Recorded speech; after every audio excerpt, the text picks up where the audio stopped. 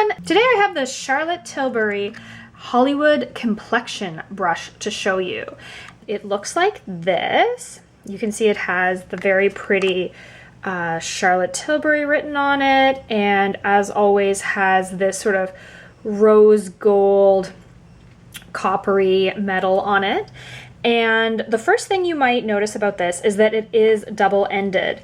And so I was told the reason for this is so on this end, you can see this small and angled brush. And this is very good for contouring. And I personally use it to do my concealer. And on this side, you can use this for your liquid foundation. And so as you can see, I have used it and I have not cleaned it since, so don't let that put you off. And so I got this because I was looking for a new brush. I'd been using a short kabuki brush by Makeup Forever that I'd had for a number of years, to be honest, and the bristles were falling out. And so I was intrigued by this, especially because this cost $50 Canadian, and for that price point to get two brushes I thought was a really good deal. And so this is so soft. The bristles are just so soft. They just like, oh my god, they're like butter. They're just like butter.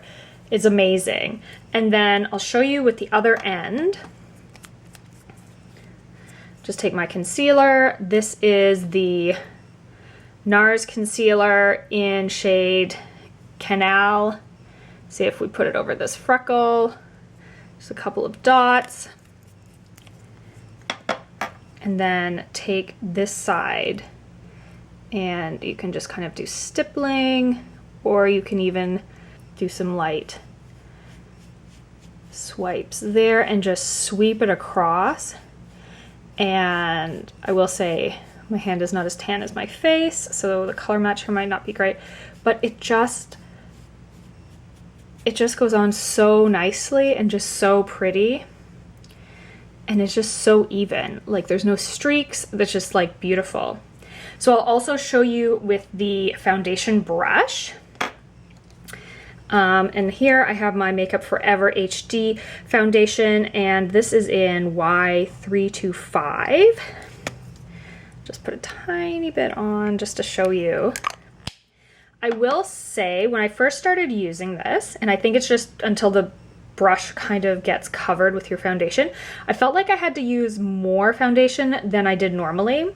So say for my face, I normally use like 1 pump or 1.5. I found I needed to use 2, but as I've been using it, I use less and less. So I think it's just as the brush sort of absorbs some product, then it's sort of more primed to go.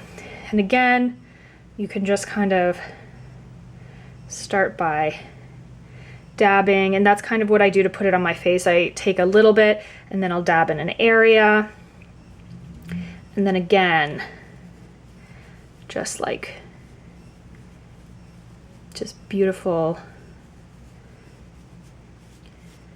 But as you can see, it is just like beautiful coverage. There is no streaking or anything. It is just like gorgeous, and like honestly this is so soft. It's so wonderful.